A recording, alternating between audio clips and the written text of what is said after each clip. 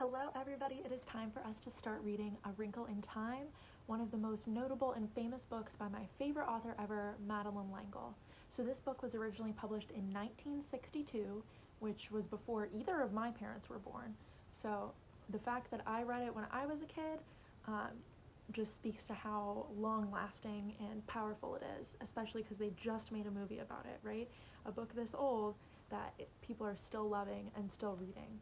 So it also won the Newbery Medal. You see, anytime you see a medal like this on the cover of a book, it's usually a sign that it's probably pretty good. So it won the Newbery Medal, which is an award for basically the best children's book of that year. So, pretty good sign for our book. So we are going to jump right into it, and we're going to start with chapter 1, which is called Mrs. Whatsit. It was a dark and stormy night. In her attic bedroom, Margaret Murray, wrapped in an old patchwork quilt, sat on the foot of her bed and watched the trees tossing in the frenzied lashing of the wind. Behind the trees, clouds scudded frantically across the sky. Every few moments the moon ripped through them, creating wraith-like shadows that raced along the ground. The house shook. Wrapped in her quilt, Meg shook. She wasn't usually afraid of weather. It's not just the weather, she thought. It's the weather on top of everything else. On top of me. On top of Meg Murray doing everything wrong. School. School was all wrong. She'd been dropped down to the lowest section in her grade. That morning, one of her teachers had said crossly, "Really, Meg, I don't understand how a child with parents as brilliant as yours are supposed to be can make such a poor student. If you don't manage to do a little better, you'll have to stay back next year." During lunch, she had roughhoused a little to try to make herself feel better, and one of the girls said scornfully, "After all, Meg, we aren't grammar school kids anymore. Why do you always act like such a baby?" And on the way home from school, walking up the road with her arms full of books, one of the boys had said something about her dumb baby brother.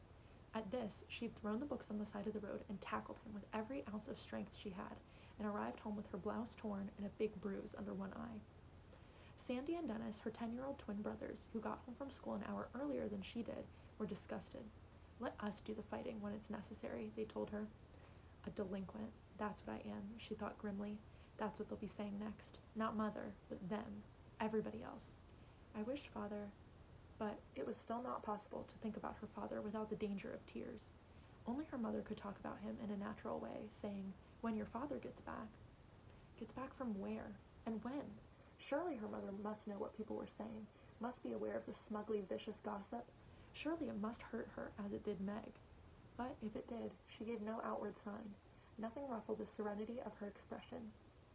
Why can't I hide it too? Meg thought. Why do I always have to show everything? The window rattled madly in the wind, and she pulled the quilt close about her. Curled up on one of her pillows of gray fluff, of kitten yawned, showing its pink tongue, tucked its head under again, and went back to sleep. Everybody was asleep. Everybody except Meg. Even Charles Wallace, the dumb baby brother, who had an uncanny way of knowing when she was awake and unhappy, and who would come so many nights tiptoeing up the attic stairs to her. Even Charles Wallace was asleep. How could they sleep?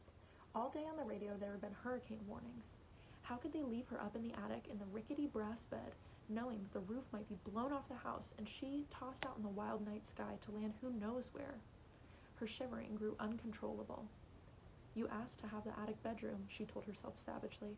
"Mother let you have it because you're the oldest. It's a privilege, not a punishment." Not during a hurricane it isn't a privilege," she said aloud. She tossed the quilt down on the foot of the bed and stood up. The kitten stretched luxuriously and looked up at her with huge, innocent eyes. "Go back to sleep," Meg said. "Just be glad you're a kitten and not a monster like me." She looked at herself in the wardrobe mirror and made a horrible face, bearing a mouthful of teeth covered with braces. Automatically, she pushed her glasses into position, ran her fingers through her mouse brown hair so it stood wildly on end, and let out a sigh almost as noisy as the wind. The wide wooden floorboards were cold against her feet. Wind blew in the crevices about the window frame, in spite of the protection of the storm sash was supposed to offer. She could hear wind howling in the chimneys. From all the way downstairs she could hear Fortinbras, the big black dog, starting to bark. He must be frightened too. What was he barking at? Fortinbras never barked without reason. Suddenly, she remembered that when she had gone to the post office to pick up the mail, she'd heard about a tramp who was supposed to have stolen 12 sheets from Mrs. Buncombe, the constable's wife. They hadn't caught him, and maybe he was heading for the Murray's house right now, isolated on a back road as it was, and this time maybe he'd be after more than sheets. Meg hadn't paid much attention to the talk about the tramp at the time, because the postmistress, with a sugary smile, had asked if she'd heard from her father lately. She left her little room and made her way through the shadows of the main attic, bumping against the ping-pong table. Now I'll have a bruise on my hip on top of everything else, she thought. Next, she walked into her old doll's house, Charles Wallace's rocking horse, the twins' electric trains. Why must everything happen to me? She demanded of a large teddy bear. At the foot of the attic stairs, she stood still and listened. Not a sound from Charles Wallace's room on the right. On the left, in her parents' room, not a rustle from her mother sleeping alone in the great double bed. She tiptoed down the hall and into the twins' room, pushing again at her glasses as though they could help her to see better in the dark. Dennis was snoring. Sandy murmured something about baseball and subsided. The twins didn't have any problems. They weren't great students, but they weren't bad ones either. They were perfectly content with a succession of B's and an occasional A or C. They were strong and fast runners and good at games, and when cracks were made about anybody in the Murray family, they weren't made about Sandy and Dennis. She left the twins' room and went downstairs, avoiding the creaking seventh step. Fortinbras had stopped barking. It wasn't the tramp this time, then. Fort would go on barking if anybody was around. But suppose the tramp does come. Suppose he has a knife. Nobody lives near enough to hear if we screamed and screamed and screamed. Nobody would care anyhow. I'll make myself some cocoa, she decided. That'll cheer me up, and if the roof blows off, at least I won't go with it. In the kitchen, a light was already on, and Charles Wallace was sitting at the table drinking milk and eating bread and jam. He looked very small and vulnerable sitting there alone in the big old-fashioned kitchen, a blond little boy in faded blue Dr. Denton's, his feet swinging a good 6 inches above the floor. "Hi," he said cheerfully. "I've been waiting for you." From under the table where he was lying at Charles Wallace's feet, hoping for a crumb or two, Fortinbras raised his slender dark head in greeting to Meg, and his tail thumped against the floor. Fortinbras had arrived on their doorstep, a half-grown puppy, scrawny and abandoned one winter night. He was, Meg's father had decided, part Lewin setter and part greyhound, and he had a slender, dark beauty that was all his own. "Why didn't you come up to the attic?" Meg asked her brother, speaking as though he were at least her own age. "I've been scared stiff." "Too windy up in that attic of yours," the little boy said. "I knew you'd be down. I put some milk on the stove for you. It ought to be hot by now." How did Charles Wallace always know about her? How could he always tell? He never knew, or seemed to care, what Dennis and Sandy were thinking. It was his mother's mind and Meg's that he probed with frightening accuracy. Was it because people were a little afraid of him that they whispered about the Murray's youngest child, who was rumored to be not quite bright? "I've heard that clever people often have subnormal children," Meg had once overheard. "The two boys seem to be nice, regular children, but that unattractive girl and the baby boys certainly aren't all there." It was true that Charles Wallace seldom spoke when anybody was around, so that many people thought he'd never learned to talk. And it was true he hadn't talked at all until he was almost 4. Meg would turn white with fury when people looked at him and clucked, shaking their heads sadly. "Don't worry about Charles Wallace, Meg," her father had once told her. Meg remembered it very clearly, because it was shortly before he went away. "There's nothing the matter with his mind. He just does things in his own way and in his own time." "I don't want him to grow up to be dumb like me," Meg had said. "Oh, my darling, you're not dumb," her father answered. "You're like Charles Wallace. Your development has to go at its own pace. It just doesn't happen to be the usual pace." "How do you know?" Meg had demanded. "How do you know I'm not dumb? Isn't it just because you love me?" "I love you, but that's not what tells me. Mother and I have given you a number of tests, you know." Yes, that was true. Meg had realized that some of the games her parents played with her were tests of some kind, and that there had been more for her and Charles Wallace than for the twins. "IQ tests, you mean?" "Yes, some of them." "Is my IQ okay?" "More than okay." "What is it?" "That I'm not going to tell you. But it assures me that both you and Charles Wallace will be able to do pretty much whatever you like when you grow up to yourselves. You just wait till Charles Wallace starts to talk. You'll see." How right he had been about that, though he himself had left before Charles Wallace began to speak, suddenly, with none of the usual baby preliminaries, using entire sentences. How proud he would have been. "You'd better check the milk," Charles Wallace said to Meg now, his diction clearer and cleaner than that of most 5-year-olds. "You know you don't like it when it gets a skin on top." "You put in more than twice enough milk." Meg peered into the saucepan. Charles Wallace nodded serenely. "I thought Mother might like some." I might like what? A voice said, and there was their mother standing in the doorway. Coco, Charles Wallace said. Would you like a liverwurst and cream cheese sandwich? I'll be happy to make you one. That would be lovely, Mrs. Murray said, but I can make it myself if you're busy. No trouble at all. Charles Wallace slid down from his chair and trotted over to the refrigerator, his pajamaed feet patting softly as a kitten's. How about you, Meg? He asked. Sandwich? Yes, please, she said, but not liverwurst. Do we have any tomatoes? Charles Wallace peered into the crisper. One. All right if I use it on Meg, Mother? To what better use could it be put? Mrs. Murray smiled. But not so loud, please, Charles. That is, unless you want the twins downstairs, too. Let's be exclusive, Charles Wallace said. That's my new word for the day. Impressive, isn't it? Prodigious, Mrs. Murray said. Meg, come let me look at that bruise. Meg knelt at her mother's feet. The warmth and light of the kitchen had relaxed her, so her attic fears were gone. The cocoa steamed fragrantly in the saucepan, geraniums bloomed on the windowsills, and there was a bouquet of tiny yellow chrysanthemums in the center of the table. The curtains, red with blue and green geometrical pattern, were drawn, and seemed to reflect their cheerfulness throughout the room. The furnace purred like a great sleepy animal. The lights glowed with steady radiance. Outside, alone in the dark, the wind still battered against the house, but the angry power that had frightened Meg when she was alone in the attic was subdued by the familiar comfort of the kitchen. Underneath Mrs. Murray's chair, Fortinbras let out a contented sigh. Mrs. Murray gently touched Meg's bruised cheek. Meg looked up at her mother, half in loving admiration, half in sullen resentment. It was not an advantage to have a mother who was a scientist and a beauty as well. Mrs. Murray's flaming red hair, creamy skin, and violet eyes with long dark lashes seemed even more spectacular in comparison with Meg's outrageous plainness. Meg's hair had been passable as long as she wore it tidily in braids. When she went into high school, it was cut, and now she and her mother struggled with putting it up, but one side would come out curly and the other side straight, so she looked even plainer than before. You don't know the meaning of moderation, do you, my darling? Mrs. Murray asked. A happy medium is something I wonder if you'll ever learn.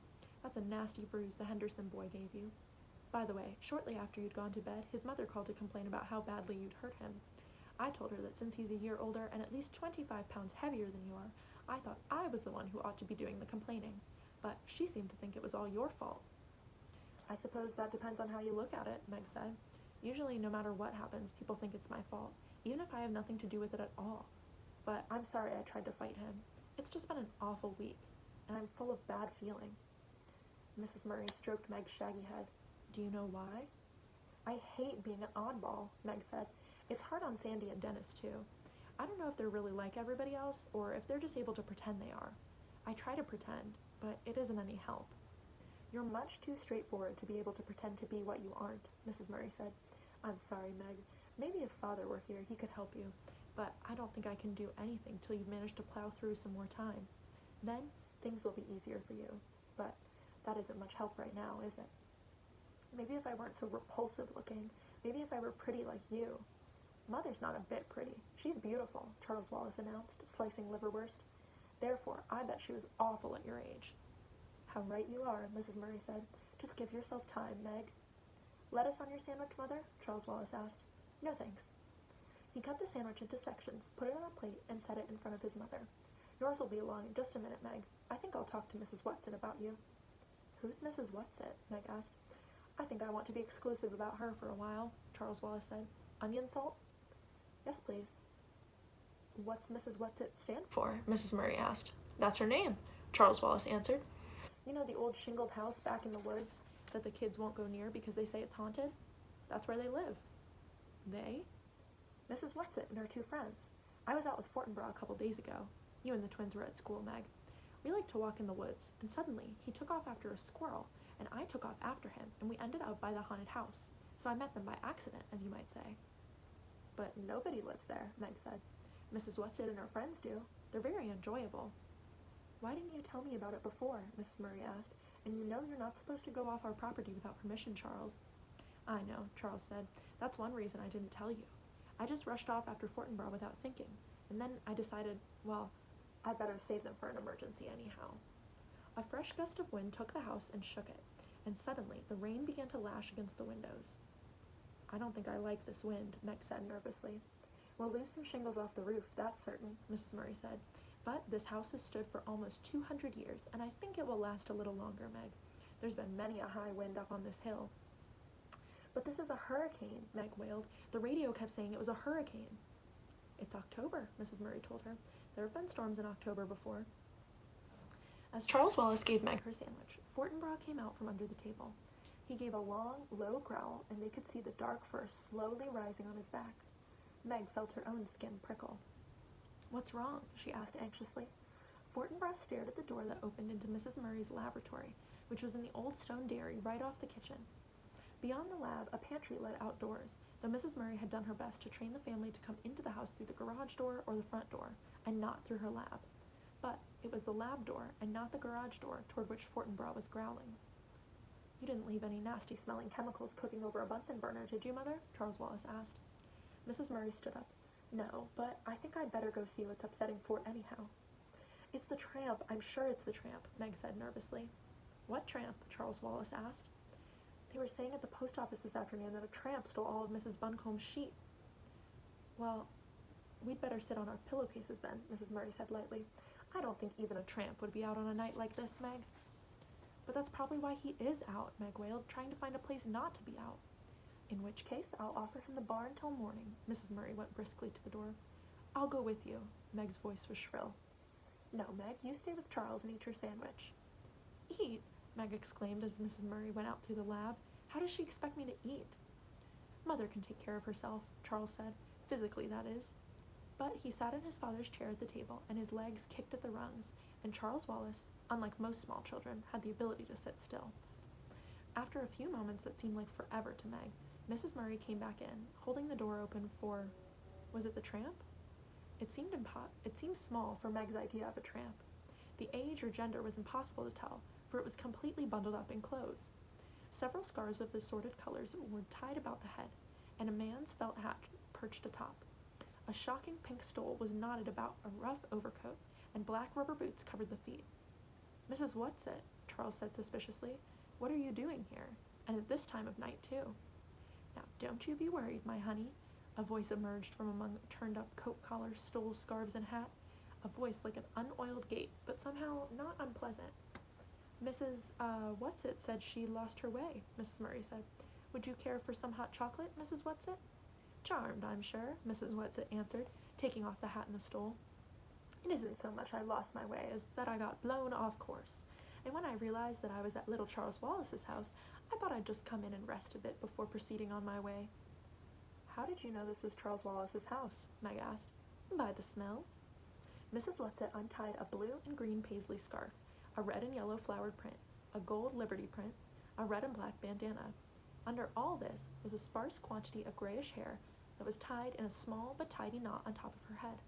Her eyes were bright, her nose a round, soft blob, her mouth puckered like an autumn apple. "My, but it's lovely and warm in here," she said. "Do sit down," Mrs. Murray indicated a chair. "Would you like a sandwich, Mrs. Whatsit? I've had liverwurst and cream cheese, Charles has had bread and jam, and Meg lettuce and tomato." "Now, let me see," Mrs. Whatsit pondered.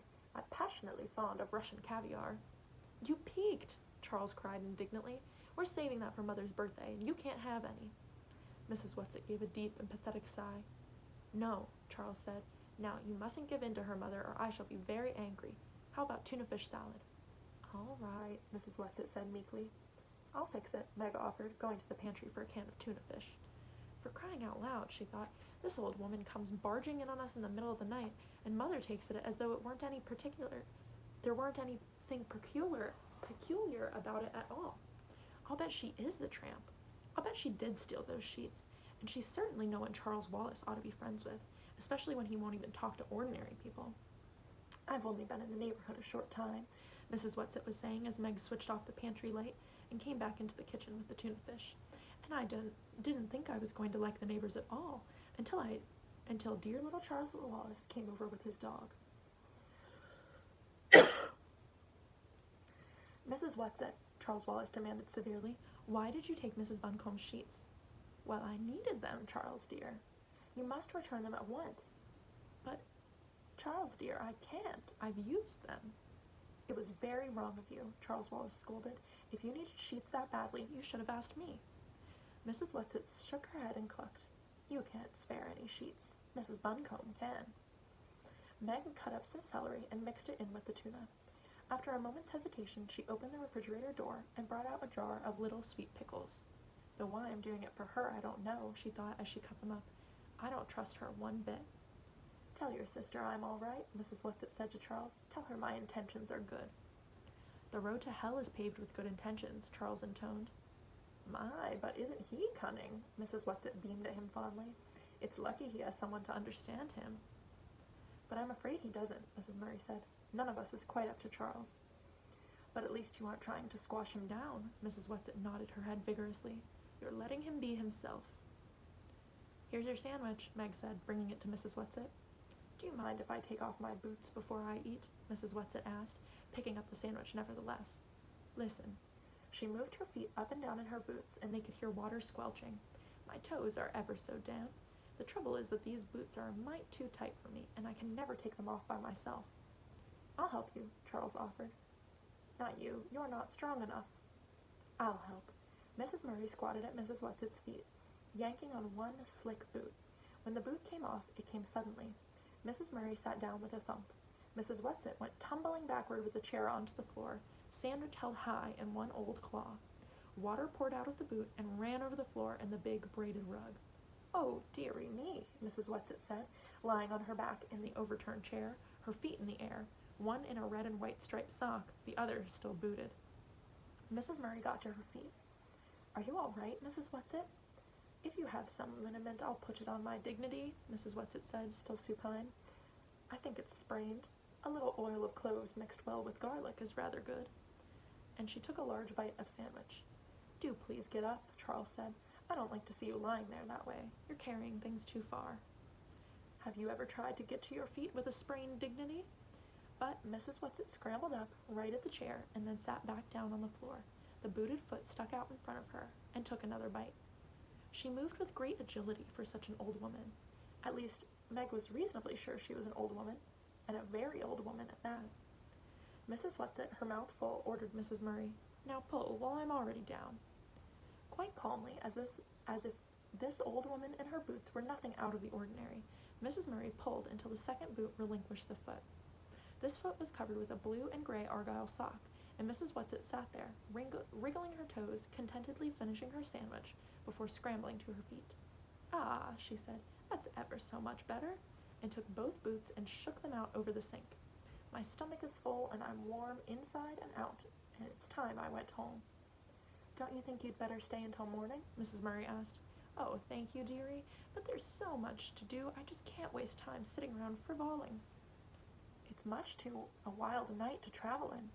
Wild nights are my glory, Mrs. Whatsit said. I just got caught in a downdraft and blown off course. Well, at least till your socks are dry. Wet socks don't bother me. I just didn't like the water squishing about in my boots. Now don't worry about me, Lamb. Lamb was not a word one would ordinarily think of calling Mrs. Murray. I shall just sit down for a moment and pop on my boots, then I'll be on my way. Speaking of ways, pet, by the way, there is such a thing as a tesseract. Mrs. Murray went very white, and with one hand reached backwards and clutched at a chair for support. Her voice trembled. What did you say? Mrs. Whatsit tugged at her second boot. I said, she grunted, shoving her foot down in, that there is, shove, such a thing, shove, as a tesseract. Her foot went down into the boot, and grabbing shawls, scarves, and hat, she hustled out the door. Mrs. Murray stayed very still, making no move to help the old woman. As the door opened, Fortinbras streaked in, panting, wet, and shiny as a seal. He looked at Mrs. Murray and whined. The door slammed. Mother, what's the matter? Meg cried. What did she say? What is it? The tesseract, Mrs. Murray whispered. What did she mean? How could she have known? And that is the end of chapter 1. So, hopefully, we find out a little bit more. We've met some of our main characters so far, and we heard something a little mysterious sounding that kind of freaked Mrs. Murray out. So we will pick back up tomorrow with chapter 2 and hopefully learn a little more about what the tesseract means as we keep getting to know Meg and Charles Wallace and all the other characters. Bye, guys!